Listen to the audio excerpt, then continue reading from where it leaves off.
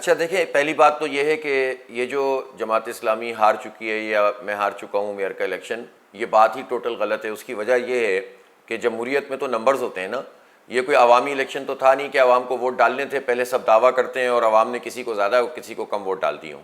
عوام تو ووٹ ڈال چکے تھے، سب سے بڑی پارٹی جماعت اسلامی بن چکی تھی، سب سے زیادہ سیٹیں ہم نے جیتی تھیں، جن سیٹوں پہ انہوں نے قبضہ کر لیا تھا 14 سیٹیں ہماری تبدیل کر دی تھیں، وہ تو جنگ ہماری جاری ہے وہ ایک طرف۔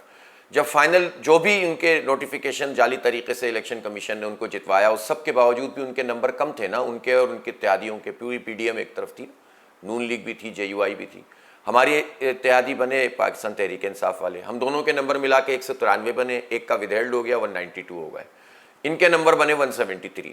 اب اس میں یہ کوئی مسئلہ نہیں تھا کہ کیمپین چلائیں گے اور کیمپین چلانے کے بعد کون کس کو ووٹ ڈالتا ہے، اب پارٹیوں کا فیصلہ تھا۔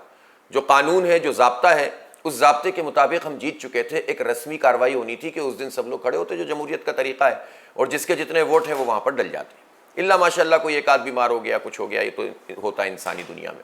لیکن 31 انسان اگر غائب کر دیا گیا ہو کسی بھی وجہ سے، یا خریدا گیا ہو، یا ان کو جبر کے ذریعے الگ کیا گیا، یا اغوا کیا گیا، یہی ہوا، ویڈیوز آ رہی تھیں، تو آپ کیسے کہہ سکتے ہیں کہ جماعت اسلامی ہار گئی اور پیپلز پارٹی جیت گئی؟ پیپلز پارٹی کو بدترین شکست ہوئی ہے، یہ اخلاقی طور پر تھو تھو ہو رہی ہے۔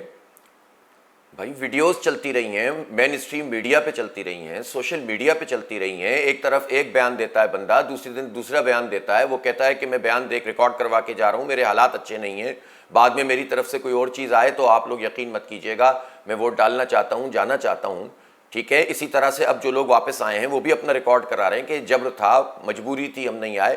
مجھے نہیں معلوم، دل کا حال اللہ جانتا ہے، پتہ نہیں وہ لوگ سچ بول رہے ہیں یا جھوٹ بول رہے ہیں، لیکن یہ کس کی ذمہ داری تھی؟ 31 وہ لوگ جن کو لوگوں نے منتخب کیا، وہ میئر کے انتخاب کے اہم ترین موقع پر غائب ہو جائیں، 31 کی تعداد میں غائب ہو جائیں، موجود ہی نہ ہوں، اور اس سے پہلے ہم انٹیمیٹ کر رہے ہوں۔ ایسا تو نہیں ہے نا کہ اسی دن اچانک سے غائب ہو گئے، ہم اس سے پہلے الیکشن کمیشن کو لکھ رہے ہیں، بتا رہے ہیں، میڈیا پہ کہہ رہے ہیں کہ یہ سب کچھ ہو رہا ہے، اور ہم نہیں کہہ رہے، پیپلز پارٹی کہہ رہی ہے وہ نہیں آئیں گے۔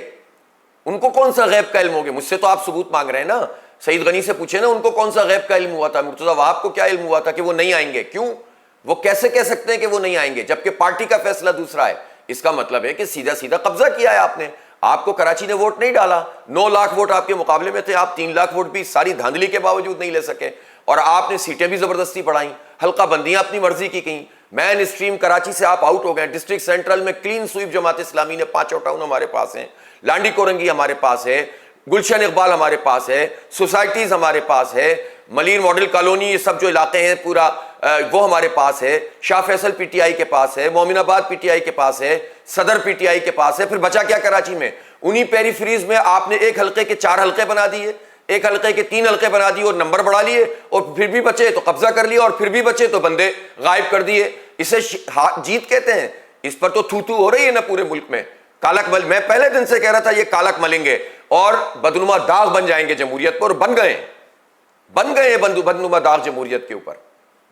نہیں، یہ تو چاپلوسی میں میرے خیال ہے بلاول صاحب اور سعید غنی صاحب اور اس ٹائپ کے لوگ بات کر رہے ہیں۔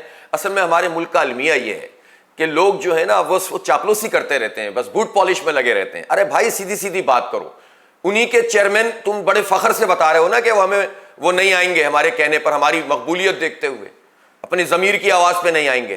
جس پارٹی کے بارے میں بلاول صاحب بڑے چاپلوسی میں کہہ رہے ہیں کہ وہ وہاں گئے تھے اس لیے یہ ہو گیا، اسی پارٹی کے چیئرمین جو اسی پارٹی کے لیڈر کے کہنے پر جس کو ٹکٹ ملا ہے اور اس کے کہنے پر جو ہے وہ منتخب ہوا ہے اور اس کا آپ نے اوتھ لیا ہے، اسی کے بارے میں آپ کہہ رہے ہیں کہ اس کا ضمیر جاگا ہوا ہے، تو شرم کرنی چاہیے کوئی اس طرح کی باتیں کرنے سے۔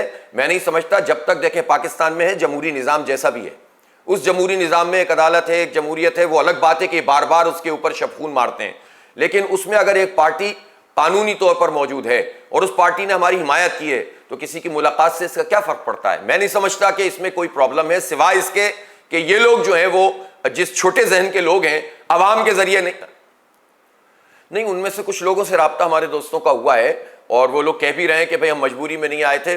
ان کی پارٹی اپنے ظاہر دیکھیں، وہ ایک الگ پارٹی ہیں، ان کی پارٹی اپنا جو بھی تنظیمی پروسیس ہے وہ کر رہی ہے۔ بات یہ ہے کہ یہ ذمہ داری تھی الیکشن کمیشن کی، یہ ذمہ داری تھی حکومت کی۔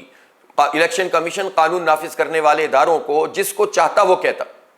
دیکھیں پہلی بات یہ ہے کہ دلوں کا حال اللہ جانتا ہے، سب سے پہلے تو تحقیق ہونی چاہیے نا، یہ تو میں نہیں کر سکتا، میں تو کوئی ادارہ نہیں ہوں نا، ٹھیک ہے نا, یہ تو حکومت کی اور الیکشن کمیشن کی ذمہ داری ہے نا. یہی بات تو ہم نے ان سے کہی تھی کہ وہ پہلے سے غائب تھے, آپ الیکشن کو پوسٹ پون کرتے, حکومت سے کہتے پروڈیوس کرو. بھائی زندہ لوگ ہیں نا, کہاں چلے, مریخ پہ چلے گئے تھے, چاند پہ چلے گئے تھے, اسی زمین پر اسی ملک میں موجود تھے, تو پھر کیوں نہیں پروڈیوس کیا گیا؟ آپ ایک ہفتہ اگر میئر کا انتخاب آگے بڑھاتے اور ان کو پروڈیوس کرتے, پھر ان کی مرضی تھی, اگر وہ غلط ووٹ دیتے, ڈیفیکشن کلاز لگتی, صحیح ووٹ دیتے, جماعت اسلامی کا میئر بن جاتا, پارٹی پالیسی کے مطابق دیتے. تو اگر حکومت نے یہ کام نہیں کیا اور اس نے قانون نافذ کرنے والے اداروں سے مدد نہیں لی اور اس نے بعد میں یہ جال سازی کے لیے اس کام کو استعمال کیا, جمہوریت پہ شبخون مارنے کے لیے کیا, بدنما داغ لگانے کے لیے کیا, تو میری ذمہ داری تھوڑی ہے. الیکشن کمیشن کس مرض کی دوا ہے؟ یعنی فیئر الیکشن ہی نہیں کرائے گا, باقی سب کچھ کرے گا. امیر جماعت اسلامی پاکستان نے اعلان کیا ہے, اور بھی میں لاہور گیا تھا, وہاں سینٹرل ایگزیکٹو کونسل مجلس شورا کا اجلاس تھا, وہاں پر یہ فیصلہ ہوا, اور 23 جون کو انشاءاللہ بہت بڑا احتجاج ہوگا. میں خود بھی یہاں سے جائے گا, ہمارا وفد بھی, میں بھی جاؤں گا. امیر جماعت محترم کی قیادت میں یہ احتجاج ہوگا. ہم عدالت جائیں گے, ہم کراچی میں بھی ایک زبردست قسم کی کیمپین چلائیں گے, اور کراچی کے لوگوں نے جماعت اسلامی پر اعتبار کیا ہے. کراچی کے لوگوں کو توقع تھی 15 سال کی تباہی سے نجات ملے گی, لیکن زمینوں پہ قبضے کا نظام مزید مضبوط ہوگا. میں آپ کو آج بتا رہا ہوں, اس لیے کہ مرتضی وہاب صاحب کا چہرہ ہوگا, پیچھے ڈوم کی نیٹ ورک, آرائی نیٹ ورک چلے گا. چائنا کٹنگ تو بہت پیچھے چلی گئی ہے, اب تو آپ کے گھر پہ آ کے بیٹھ جاتے ہیں, آپ کی زمین پہ آ کے بیٹھ جاتے ہیں, اور پھر کہتے ہیں بارگین کرو. کروڑوں, کسی بھی بلڈر کی, کسی بھی ڈیولپر کی زمین پہ آ کے بیٹھ جاتے ہیں, کروڑوں روپے کا سودا بلاول ہاؤس میں ہوتا ہے. یہ نیٹ ورک چل رہا ہے یہاں پر, کوئی ہے پوچھنے والا, کوئی دیکھنے والا ہے؟ اور یہ مزید قبضہ کریں گے. یہ جتنے 14-15 ارب روپے کا تھے نا مرتضی وہاب صاحب, یہی ایڈمنسٹریٹر تھے جو اب میئر بن گئے زبردستی. انہی کے ایڈمنسٹریٹرشپ میں 14 ارب روپے کا تو انہوں نے اعلان کیا تھا. کلک کے پیسے تھے ورلڈ بینک کے, ہمیں ادا کرنے پڑتے ہیں قرضے سمیت.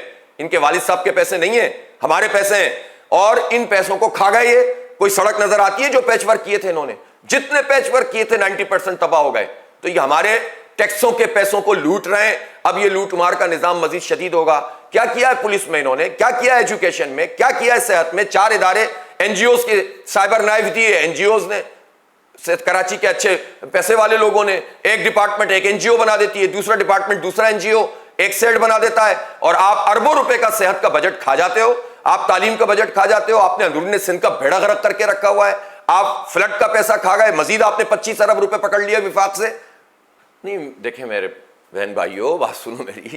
ایک آپ کے گھر پہ کوئی قبضہ کر لے, اور قبضہ کرنے کے بعد آپ کو ایک کمرے کی آفر کر دے, اور آپ کہیں کہ یار اپنے بچوں کے مفاد میں اپنے گھر سے دستبردار ہو جاتا ہوں اور ایک کمرے پہ قناعت کر لیتا ہوں, تو آپ اس کو قبول کریں گے؟